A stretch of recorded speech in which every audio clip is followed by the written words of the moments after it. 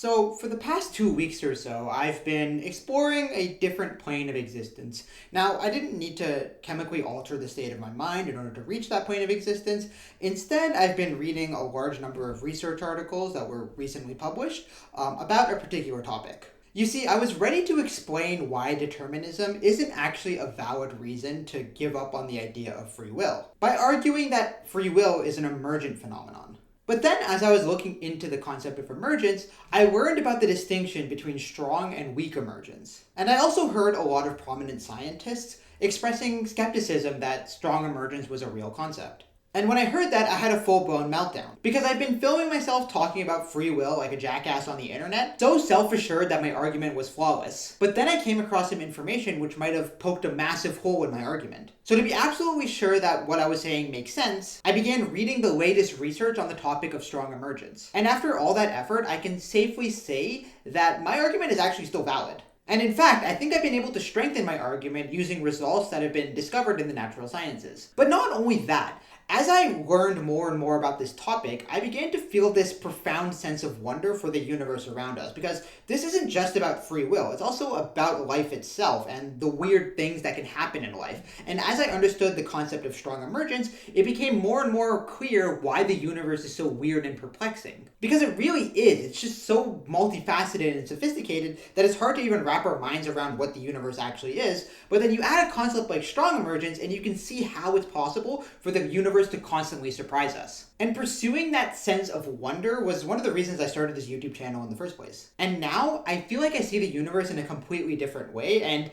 I'm kind of obsessed with the idea of strong emergence. Now, understanding what all of this is about is really challenging, so don't feel bad if you don't understand it. Like, I've been scouring my notes over and over again just to make sure that I really understand this topic. And remember, it's my job to make these complicated ideas more understandable for you guys. So if you don't understand it, it could just be me failing to explain it properly. So I promise I'll do my best to make all of this as comprehensible as possible and hopefully be able to explain these incredibly profound ideas. So let's start with the standard argument for why determinism is supposedly in conflict with the idea of free will. Now, different people will make different arguments referring to various levels of causation. For example, you might hear the argument that a human being is composed of nothing but fundamental particles that act in predictable ways according to the laws of physics. So there's nothing that a person can do that is unpredictable given those laws. You might have alternatively heard that it's our biochemistry that predisposes us to feel and act and think in certain ways. So for example, there are hormones in your blood or hormones released by your organs that cause you to be hungry, and that's like the source of your will, and you didn't really have any control over that. Or you might have heard the explanation that our DNA predetermines our fate, because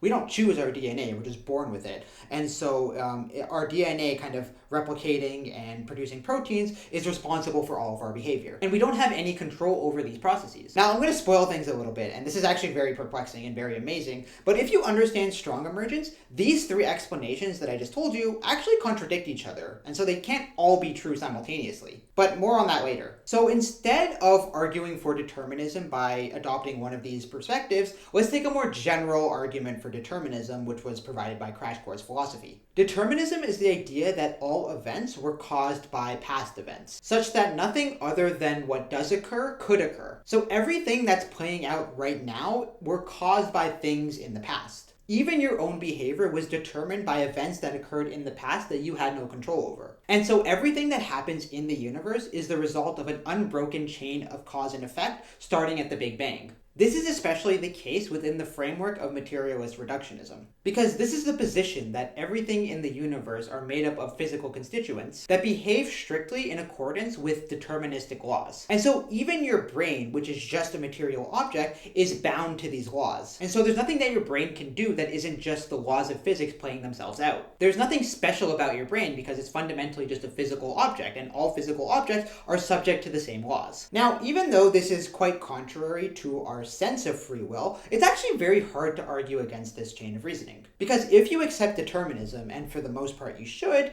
there's no way to understand free will existing in a fully deterministic universe. So to show that free will exists, especially within the model that I'm working under, you would need to show that human sentience is somehow capable of acting in a way which isn't predictable just from the laws of physics. So how could that even be possible? Well, to explore this question, we're going to need to talk about emergence. Emergence is when simple things come together in a particular arrangement to produce something far more interesting and complicated. An individual cell is rather simple, but if you arrange cells in a very complicated way, you can get a human body. A single ant can't do much on its own, but if you get a whole bunch of ants to work together, you have an anthill, which acts as a cohesive unit made up from smaller constituents. And molecular structures are built up from smaller units known as atoms, and atoms themselves are made up from smaller units known as fundamental particles. So emergence refers to how new things can come into existence when smaller things arrange themselves in particular ways. And this is how brand new properties can come into existence as well. For example, the idea of temperature. Like a single atom can't have a temperature,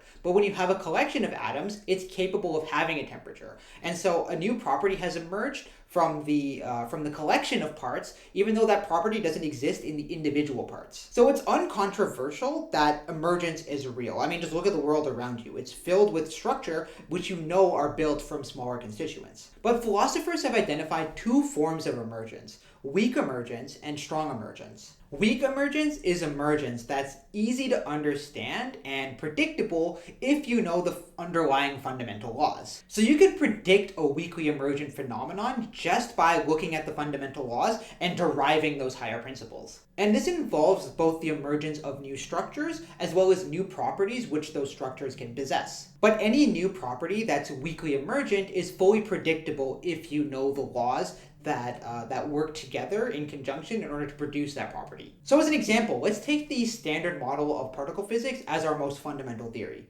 It's not, but let's just act like it is, because a lot of scientists are convinced that it is. This is a model which tells you about the properties of the fundamental particles, as well as all of the ways in which they can interact with each other through forces. And so given these rules, I can grab two of these up quarks and one of these down quarks and put them together to construct a proton. So one can argue that a proton is a weakly emergent phenomenon because all you need to know are the constituents that make it up and the laws that govern their interactions, and then you can see how something like a proton can emerge from that arrangement. So it is this brand new phenomenon, but it's not unpredictable if you know the laws of physics. So that's simple enough, right, for weak emergence, but what's strong emergence? Strong emergence has several components, but we're going to focus on two that are crucial. Firstly, a strongly emergent phenomenon is actually impossible to predict just from the underlying laws alone, even in principle. And it isn't just because the calculation to figure out that law is really difficult and we don't have sufficient computing power to be able to do it. That's actually not the reason at all, because even if you had enough computing power, there is no way in principle to actually derive a strongly emergent phenomenon.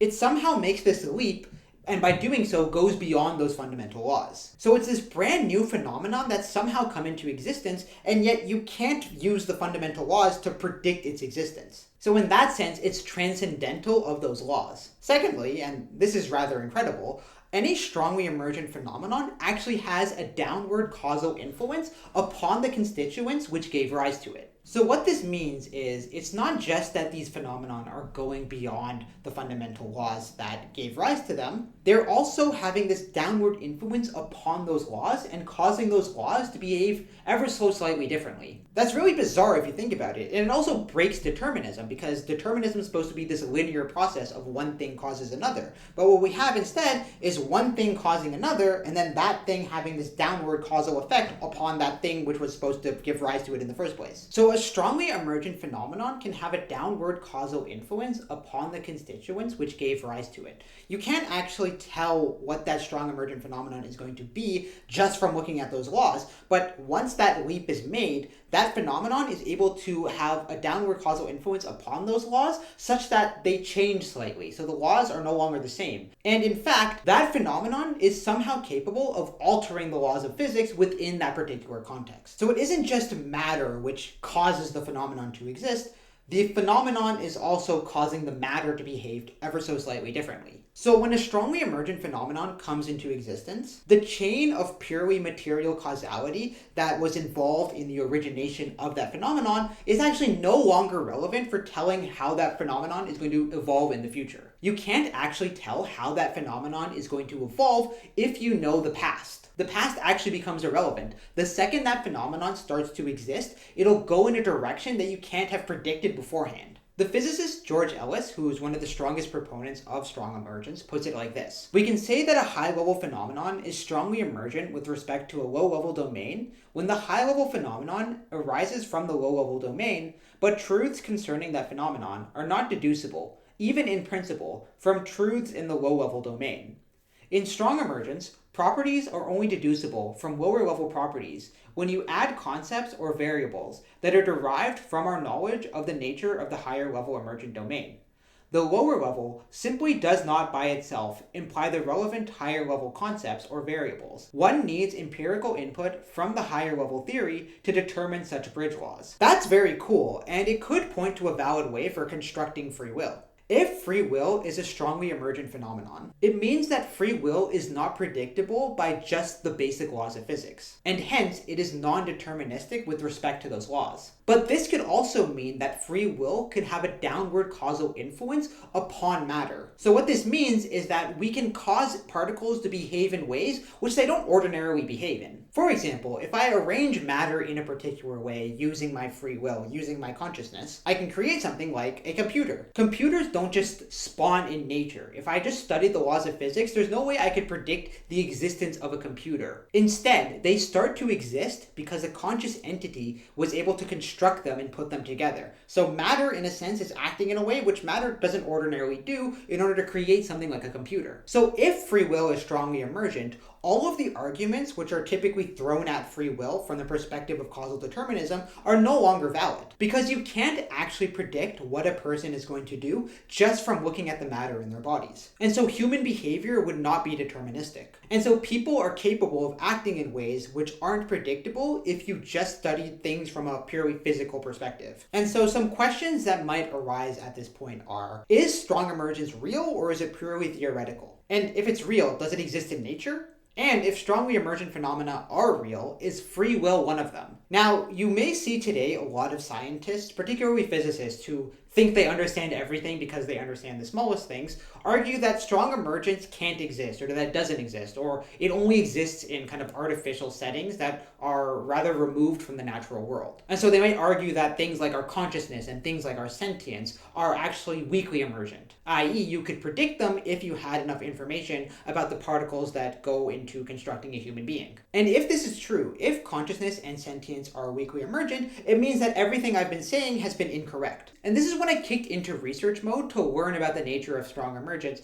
and check whether it actually exists. Because if it doesn't exist, it means that everything that I've been saying so far has actually been wrong, and that would be pretty embarrassing. And so by doing a lot of research on this, I've come to a number of conclusions. 1. Strong emergence can definitely exist in theoretical constructions. It's not just this poorly defined idea. It's actually very well defined, and you can show systems that are strongly emergent, or rather give rise to strongly emergent phenomena. And you can actually use math to show that these systems are strongly emergent, that you can't use the constituents of the system to predict how it will evolve. But not only that, there are actually many cases of strongly emergent phenomena which have been proven to be strongly emergent. And so there have been many proven cases of strong emergence. And some of them are actually rather simple. Some of them just involve basic particles. So it's not just something that works in paper or in mathematical reasoning, it exists in the real world. And in fact, remember that example I told you earlier of how quarks can give rise to a proton? I said that that phenomenon was weakly emergent.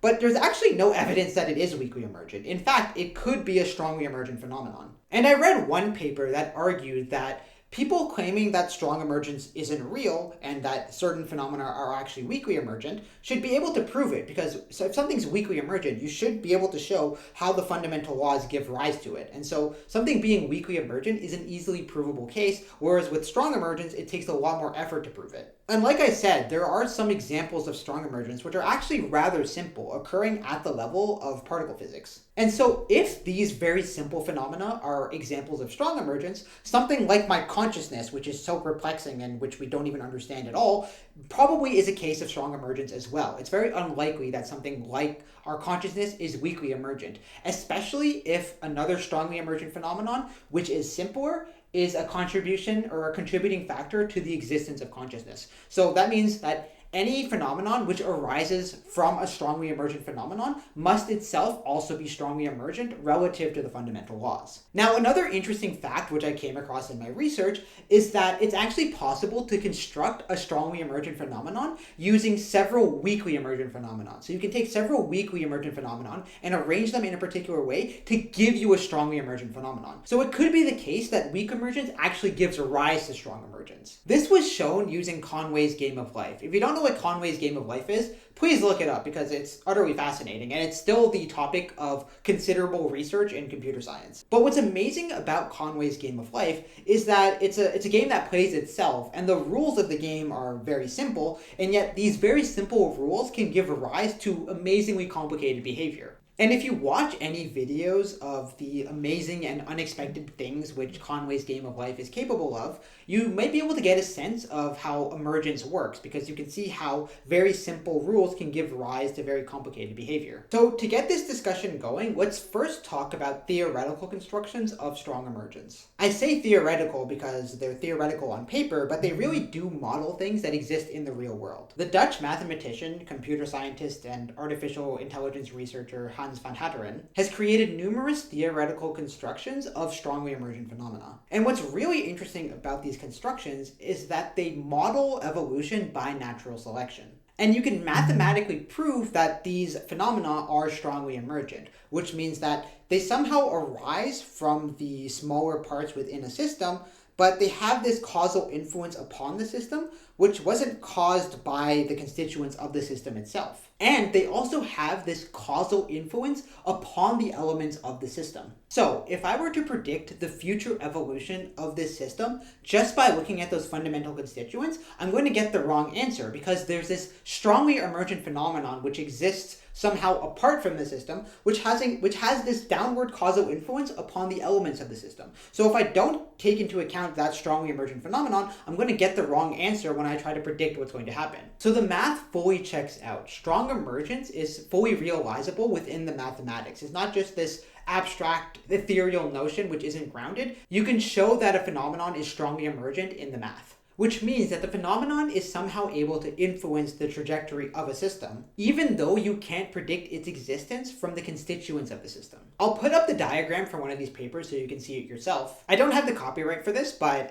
if I ever get in trouble for it, I will be happy to compensate Dr. Van Hateren, because I'm a big fan of his work. But he writes the following: the causal efficacy of a material system is usually thought to be produced by the law-like actions and interactions of its constituents.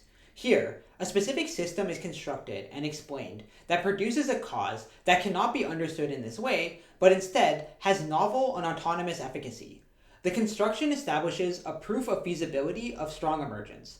The system works by utilizing randomness in a targeted and cyclical way, and by relying on sustained evolution by natural selection. So what's interesting here about this last sentence is that the construction that he's using, which produces a strongly emergent phenomenon, has both causal determinism built into it, as well as randomness. So it utilizes randomness and causal determination within a single system. By utilizing randomness, also known as stochastic determination, in a special loop, he's able to get this strongly emergent phenomenon to exist, and there's no way you can predict the evolution of that strongly emergent phenomenon because it's utilizing both randomness and determinism. So you can use randomness, also known as stochastic determination, with causal determination in a special loop to give you a strongly emergent phenomenon, in this case represented by C. In this system, C is this brand new thing which has come into existence and is having a downward causal influence upon the system. And in this particular case, you can imagine this system as being some particular organism. And so the behavior of this organism is actually unpredictable just from looking at the system itself. Often you might hear people such as Sam Harris claiming that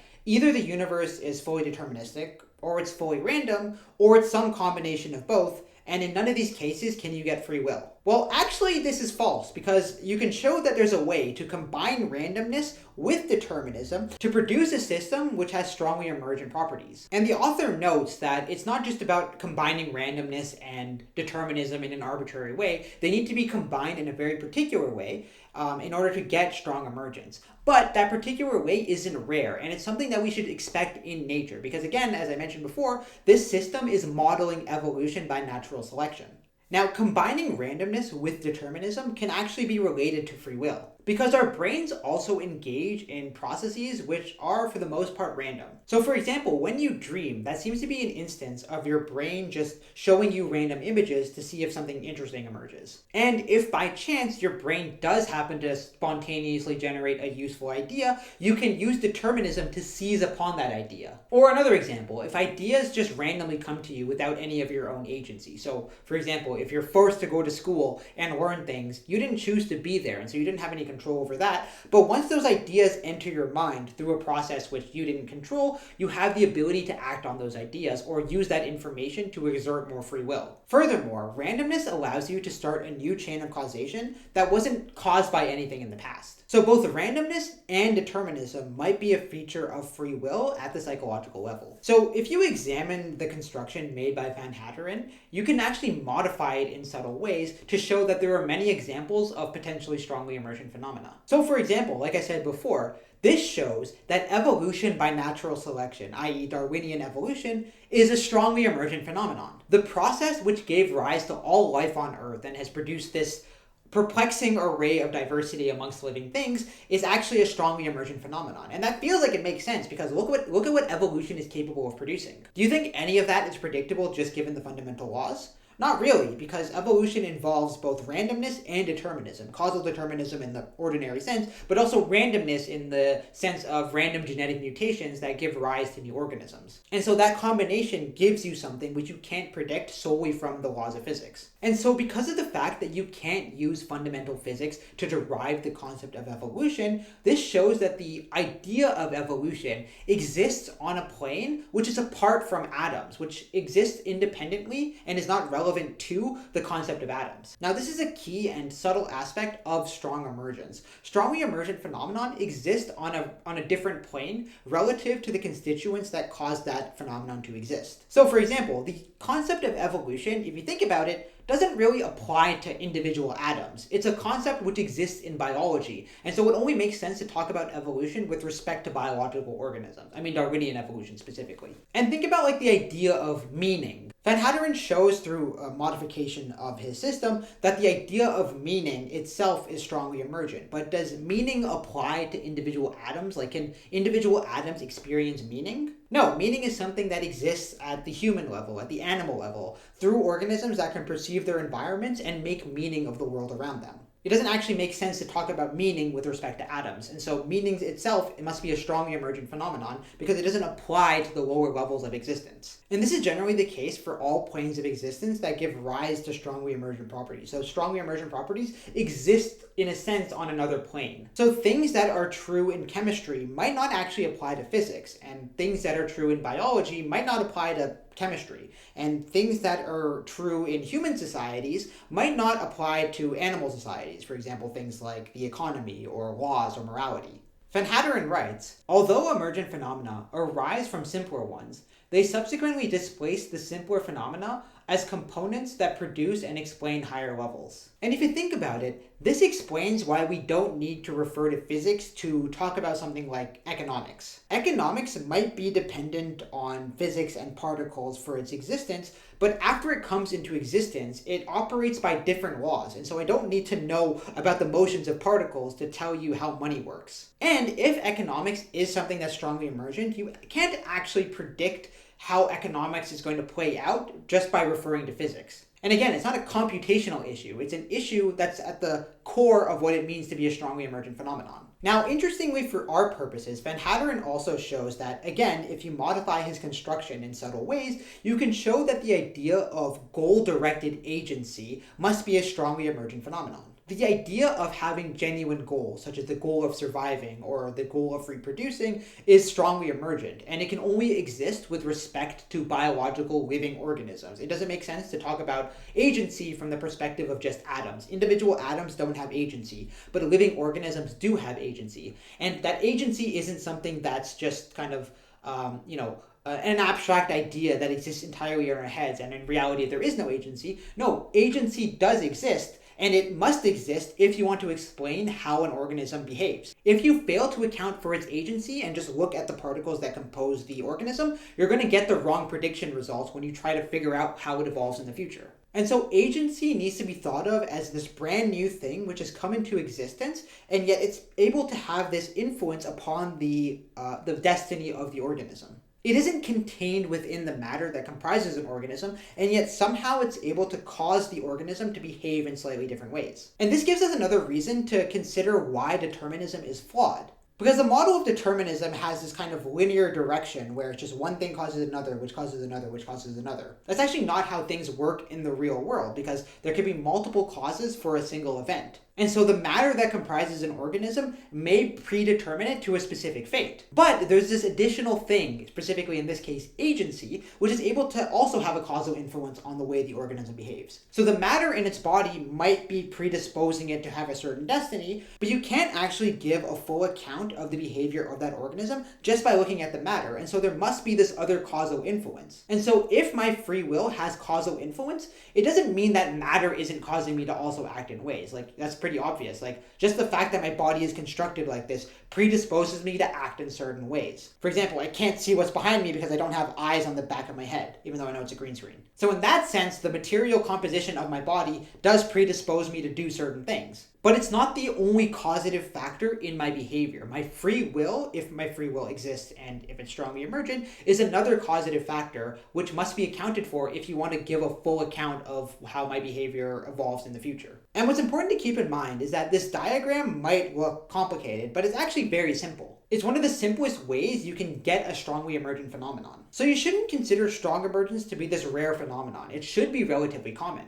And we're already showing many examples of strongly emergent phenomenon: evolution, agency, meaning. Now, what's very key in this system, and arguably the thing which is really causing there to be strong emergence, is the fact that in this system, the organism has a way to refer to itself. It has an internal representation of itself, specifically its own fitness, which is represented by X here. This ability to represent itself and to reference itself means that this organism is subject to paradoxes of self-reference. If you're not familiar with this concept, I'll link to a video which is highly recommended, which explains it. Not that it's very easy to understand, but hopefully it'll make things clearer. But here's how I explain this very profound and amazingly consequential idea. Imagine Pinocchio says, "My nose will grow long." Pinocchio's nose only grows long if he tells a lie. So will his nose grow long in this situation? Well, if he's telling the truth, that means his nose will not grow. But he just said that my nose will grow, which means he's telling a lie. So his nose will grow. But if it does grow, that means he was telling the truth, so it shouldn't grow. But if it doesn't grow, that means he was lying, which means it should grow. And this will go on forever and ever, because it's a logical paradox. And the paradox stems from the fact that Pinocchio is talking about himself. He's predicting how his own nose will grow. And his self-reference is creating this self-referential paradox. Now, you might think that this is just kind of like a silly scenario that doesn't apply to anything in the real world, except this is actually an extremely profound insight in mathematics. Because whenever you have a system that can refer to itself, it will be subject to self-referential paradoxes. And such paradoxes are at the heart of mathematical undecidability. Undecidability is hard to explain, but to put it simply, it means that you can't use your underlying mathematical principles to answer everything that's true about that mathematical system. So, what will happen to Pinocchio's nose is actually an unanswerable question in this context. And all emergent phenomenon can be thought of as having this relationship to the underlying laws which gave rise to it. So for example, you can think of the standard laws of particle physics as like a set of mathematical equations that tell you everything you need to know about the way particles interact. Undecidability means is that within these equations, there are true statements that can't be proven with the equations. Now, generally, undecidability is something that we think of as just existing within the domain of math, but the phenomenon of strong emergence seems to indicate that undecidability also exists in reality. It's not purely a mathematical construct. But I would argue that it being a mathematical construct does mean it exists in reality, but that's just my opinion. And so we can apply this understanding to something like human self-consciousness. The fact that we're self-conscious means that we have an internal representation of ourselves. And so this should also mean that we are subject to paradoxes of self-reference. And so your self-consciousness may give you the ability to act in ways that are unpredictable if I were to just look at the constituents of your body. Once a system has a way of representing itself, determinism goes out the window, because there can be behavior expressed by that system which are unpredictable given the rules of the system. And this can be understood rather intuitively because just think about what self-consciousness allows you to do. If you're self-conscious, for example, of some particular habit that you do, being conscious of that allows you to do something differently. Self-consciousness allows you to go beyond what you normally do. And so knowledge of yourself allows you to alter your behavior in a way that's unpredictable, or at least unpredictable just from looking at the matter in a person's body. Undecidability is a mind-numbingly insane fact about the universe. But it's true. We've known about mathematical undecidability for almost a century now. But it's only recently that we've started to realize that this perplexing idea within mathematics may also apply to cases in the real world. And that many of the phenomena that exist in the real world are strongly emergent and so are undecidable just from those lower level laws. So hopefully it's becoming clear how strong emergence can enable free will through undecidability, and how the basic ideas expressed through material determinism don't actually apply on the scale of human consciousness and human sentience,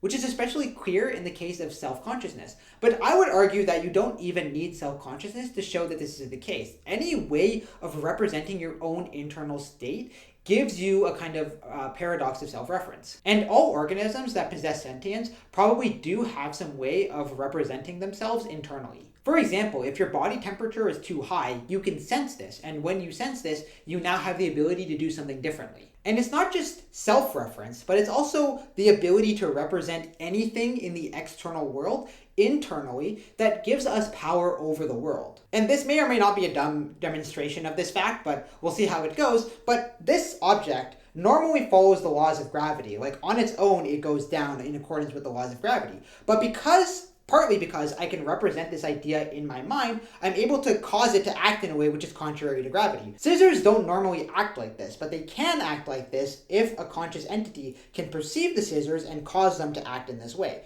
This isn't acting in accordance with the laws of physics because normally things go down. That was kind of dangerous. Shouldn't have done that. But while we're on the topic of undecidability, I just want to mention one more thing. Because I read one paper in the field of artificial intelligence, which was studying evolution. So we've already explained why evolution is a strongly emergent phenomenon. But what this paper did was it tried to show that if evolution is constrained by decidability, i.e., you remove the concept of undecidability from that system, the number of forms which organisms can evolve into is very limited. Lacking undecidability actually constrains the number of possible ways an organism can evolve. But when you add undecidability, the complexity which an organism can express increases greatly. And this makes intuitive sense because if all biological organisms had to operate with just the basic laws of physics, that puts a lot of fundamental constraints on the kind of trajectories into which we can evolve. But if evolution is a strongly emergent phenomenon, and we've already shown that it is, this means that an organism can evolve into a wide variety of forms. So the stunning diversity of life that you see on this planet in the forms of birds, whales, and insects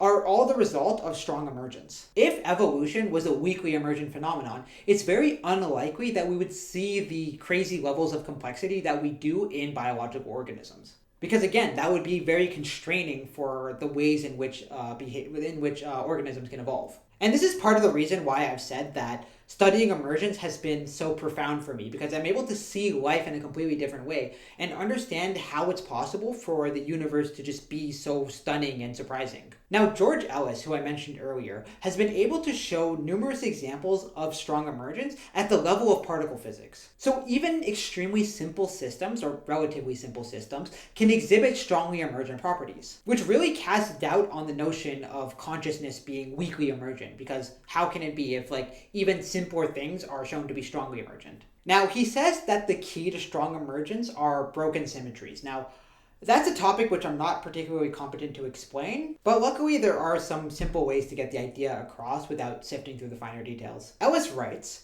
by carefully distinguishing between different types of symmetry breaking and tracing the relation between broken symmetries at micro and macro scales, I demonstrate that the emergence properties of semiconductors is a case of strong emergence. So semiconductors, which are inside the device you're watching this on right now, are actually an example of strong emergence. And in fact, these strongly emergent properties are what allow semiconductors to do what they're doing. And so your ability to watch this video is dependent on a strongly emergent phenomenon, which makes a lot of sense because just look at your phone or your computer or whatever you're using to watch this, and just think about how complicated the internal mechanisms are. The phone itself almost seems like a strongly emergent phenomenon, which must be the case if the semiconductors which compose the phone are also strongly emergent. Dr. Ellis also points to other examples of strongly emergent phenomenon at smaller scales, including something called the fractional quantum Hall effect, which I'm not totally sure what that is, but I'll definitely look into it. But it also seems that some of the very basic laws of physics that we're all familiar with and which seem very simple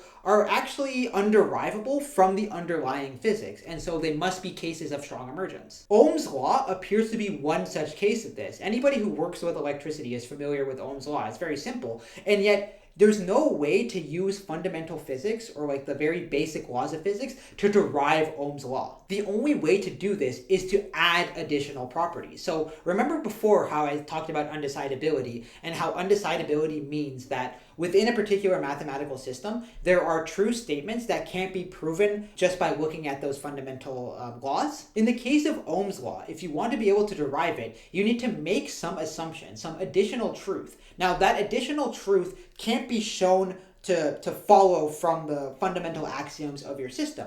But once you add it to the system, now you're able to see how Ohm's law works. And there's no way this could be an example of weak emergence, because if it was weakly emergent, you should be able to show where that additional principle came from just by using the underlying laws. But for Ohm's law, this has never been done. As Anthony Leggett wrote, no significant advance in the theory of matter in bulk has ever come about through derivation from microscopic principles. I would confidently argue further that it is in principle and forever impossible to carry out such a derivation. The so-called derivation of the results of solid-state physics from microscopic principles alone are almost all bogus, if derivation is meant to have anything like its usual sense. Consider as elementary a principle as Ohm's law. As far as I know, no one has come even remotely within reach of deriving Ohm's law from microscopic principles without a whole host of auxiliary assumptions, physical approximations, which one almost certainly would not have thought of making unless one knew in advance the result one wanted to get, and some of which may be regarded as essentially begging the question. If the only way to get the right answer is to add additional principles,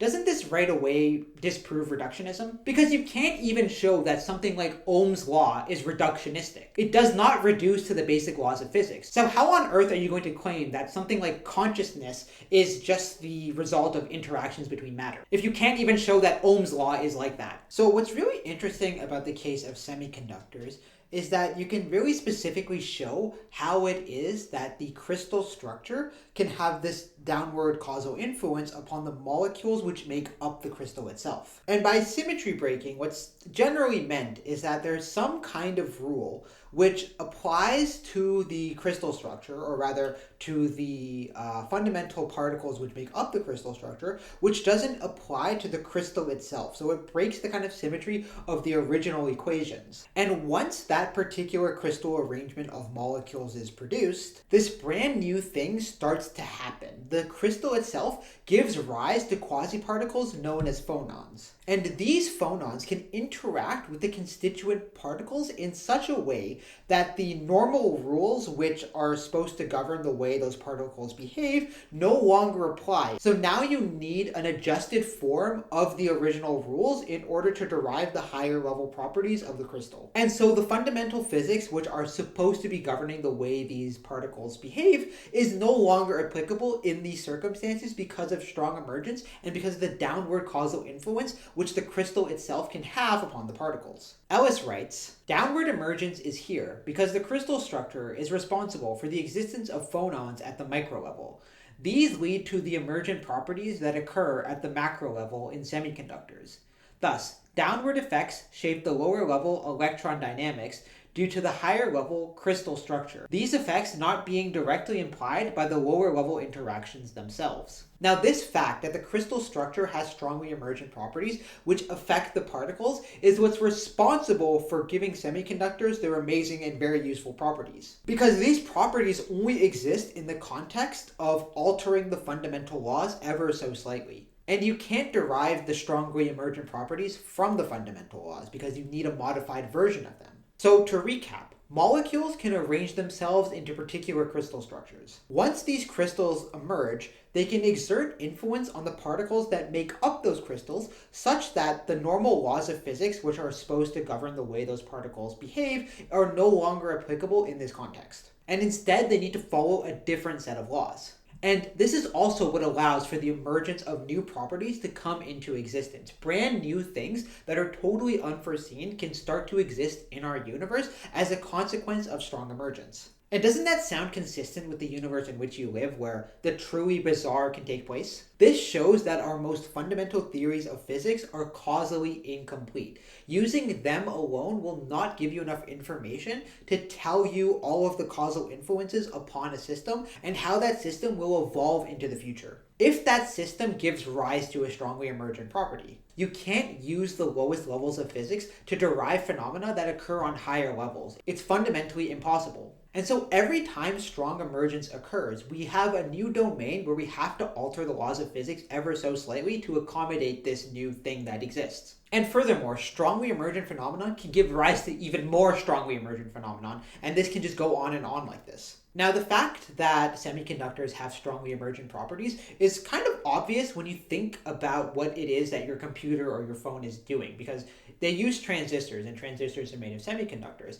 And transistors are able to control the flow of electrons, and what's really controlling that flow are higher level principles, i.e. higher level logic, that's expressed through programming languages. So something that occurs at a higher level, aka logic, which can only occur at a higher level, is influencing the way things at a lower level, aka electrons, are behaving. And so the reason your computer is such an unprecedented phenomenon is because it itself must be strongly emergent, because it's made of components which themselves are strongly emergent. And again, I want to make it clear that there are many examples of strong emergence in nature. A really good example are proteins. In fact, I read one study that showed that there's good reason to think that the protein pyruvate kinase is strongly emergent. And this actually makes a lot of sense because proteins themselves are emergent from amino acids. They're made of like these huge chains of amino acids. And yet, whenever we try to do computer simulations to figure out how it is that a protein can form from a long chain of amino acids, we seem to always get the wrong answer. And so there's a good question about why it is that proteins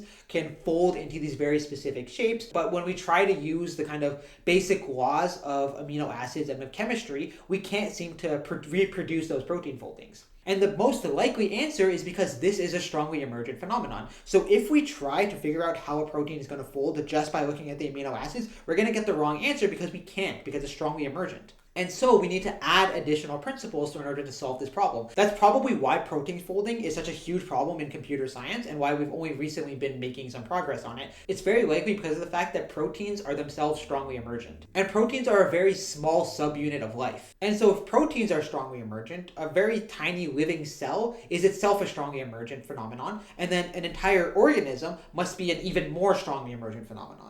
And there are even some studies that suggest that neurons themselves have strongly emergent properties. So there are many cases in biology that are clear examples of strong emergence. So living organisms themselves must be strongly emergent phenomena that can't be derived from the underlying physics. So now we know that strong emergence exists, it's mathematically realizable, it exists in nature, and it fundamentally breaks determinism. But then we come to the question of whether or not this applies to free will. So to be clear, just because something is strongly emergent doesn't mean that it has free will. I wouldn't say that semiconductors have free will, even though they have strongly emergent properties. Instead, what I would argue is that free will itself is a strongly emergent property. Just like evolution, it exists on a different plane, and it only applies to organisms with sentience. And so free will should be thought of as something that's a part of the system of an organism, and yet it has this downward causal influence upon what the organism does, but it in of itself cannot be derived from the particles which make up that organism. So if free will is strongly emergent, you need to consider a person's free will as an additional factor when attempting to predict their behavior. And again, it's a non-material factor. It seems to transcend the physical world. So to finish up, we should make a convincing case for why free will is a strongly emergent phenomenon. A doctoral student at the University of Kansas named Stuart Doyle wrote a very useful paper explaining how it is that undecidability can give rise to free will. And as we've already discussed, there's a strong connection between undecidability and strong emergence. And he defines free will in a way that's useful for this video. He defines it as the ability to do other than what Laplace's demon would predict. If you don't know, Laplace's demon is this famous thought experiment where Laplace envisioned an entity that was capable of seeing every single particle in the universe, as well as seeing all of their momenta and trajectories. And Laplace argued that this entity could see the entire past of the universe, but he could see also the entire future of the universe, because he could see every particle and where every particle will eventually be. So even a person, if a person is just composed of particles, should be totally predictable for Laplace's demon. So if free will exists, you should be able to show that Laplace's demon can't predict everything that a person can do. Well, based on what we've already discussed, we already know what's needed for this. Strong emergence gives us a way to escape Laplace's demon. Because if Laplace's demon, if all they can see are the laws that dictate fundamental particles, and they can only see these fundamental particles, at some point during the evolution of the universe, something is going to happen where something rearranges itself in a particular way, and that thing is going to have properties which Laplace's demon can't predict just by looking at the particles. It needs to consider additional factors. And every time it considers one of these factors, by adding that factor to its model, there's a potential for those factors to produce even more strongly emergent phenomenon, and then Laplace's demon will need to consider those when doing his model of the universe. So no matter what, if strong emergence exists, Laplace's demon can't see the entire future history of the universe. And things will happen in the universe that he couldn't predict, not just based on randomness, but just based off pure determinism and strong emergence. So if free will itself is strongly emergent, it means that it can't be predicted just based on the fundamental laws, and it also has a downward causal influence upon those laws, causing them to act differently. Now, Doyle doesn't claim that our sentience is the source of our free will like I do. Instead, he attributes free will to the entire human organism, which makes a lot of sense, because if you think of a person as merely being composed of particles, well, that's just one way to think about it. But if you think about a person as being the collection, the whole system of particles, that entire integrated system, you have a very different picture of what it is that you're attributing free will to. And you should be able to think about that collection of particles as a brand new system rather than just being a collection of particles. Now, he also argues that some of the ways in which we talk about free will don't make any sense, because it's often asked as like a post hoc question for whether in the past you could have chose differently. This is kind of a hard question to answer, because how do you know that you would have done anything differently in the past without going backwards in time? So instead of asking free will from the perspective of were you able to choose something differently in the past, you should think of it as forward-facing, as do you have the ability to choose the future? I.e., can you choose a future which Laplace's demon can't predict? This also shows that arguments which recursively point to the past and things that were out of your control in the past as a reason to not believe in free will, it shows that these arguments don't really make sense. Free will shouldn't be about the ability to change the past, because it's already past. How can you change it? If that's impossible anyways, we should be talking about free will as the ability to change the future, to act within the present to bring forth a particular future. So adding all of this together, free will should exist, because Laplace's demon can't predict what a person is going to do. Just based off the material constitution of their bodies, that's not enough information to tell you what's going to happen. You need to add additional factors,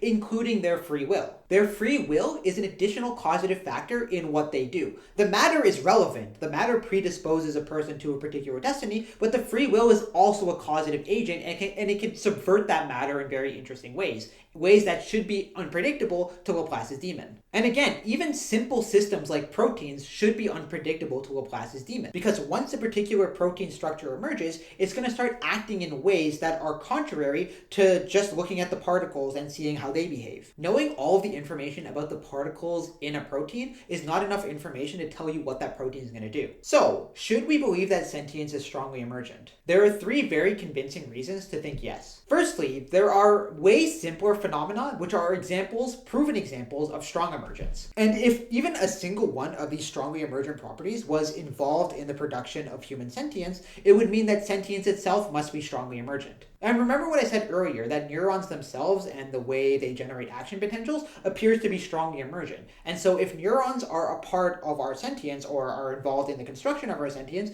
it must mean that our sentience is strongly emergent. So given that there are simpler phenomena which are strongly emergent, it's not that hard to believe that our sentience is strongly emergent. Another reason to think that sentience is strongly emergent is, if you recall to the way I described strong emergence, I said that strongly emergent phenomena are underivable from the lower laws. And this seems to be the case with our sentience. No philosopher thus far has been able to understand, in principle, how it's even possible for inert matter, no matter how it's arranged, to give rise to mind. There's just some gap there in our understanding, and it's so hard to even bridge that gap. And if that gap exists, it's almost certainly likely because sentience itself is a strongly emergent phenomenon. And so there's limits in our ability to understand it just from thinking about matter. The fact that really prominent philosophers and scientists have acknowledged this so-called hard problem of consciousness is good evidence for the idea that sentience and consciousness are strongly emergent. The third reason why sentience is almost certainly strongly emergent, and in my opinion this is the strongest reason, is because sentience is capable of self-representation or self-reference. Anything that's capable of referencing itself should have undecidable properties. And undecidability is key for strong emergence. And so the fact that my sentience allows me to become sentient or aware of myself or perceive myself and generate internal mental models of myself, that should give me undecidable properties. And that's something that's necessary for strong emergence. So this means, for reasons that I've explained in previous videos, sentience gives an organism free will. They can subvert the natural trajectory of the universe by exerting a downward causal influence upon the constituents of the universe. And it's going to be impossible, even in principle, to predict what a human being is going to do just by studying the matter that composes their bodies. The laws of physics alone are incomplete to answer this question. If you want to answer this question, you need to add sentience as an additional causal factor in a person's behavior. And since sentience itself is capable of causing matter to act in ways which matter doesn't ordinarily act in, such as me moving my fingers right now,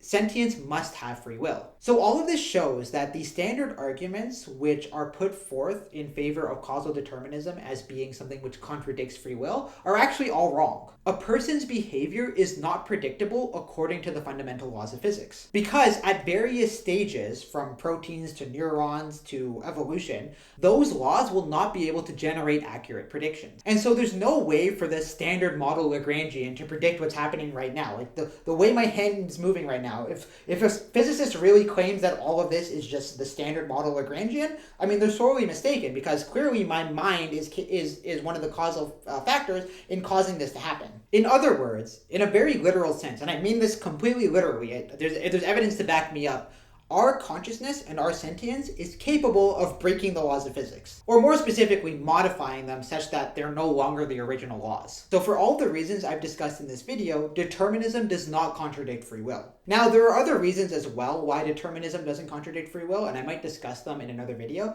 but for now, I just want to say how mind-blown I am at the idea of strong emergence. I started this whole line of inquiry because I wanted to show how free will could work in a deterministic universe. But now I'm realizing that strong emergence itself is so fascinating and perplexing, and I was really rewarded for my efforts with this one. So strong emergence is something that I'm definitely going to be continuing to talk about in the future if you guys want. I can even break down some of those papers that I read in more detail if that's something you guys are interested in. And even this super long-ass video only managed to scratch the surface of what's out there and what's currently known. And I think that this will become a major topic in philosophy from now on. And I'm really excited to see where it leads. But anyways, thanks for watching. I hope that was at least somewhat coherent and understandable. But if it wasn't, please let me know, and I'll definitely talk about it more in the future. But anyways, have a good day, and may good luck always come your way.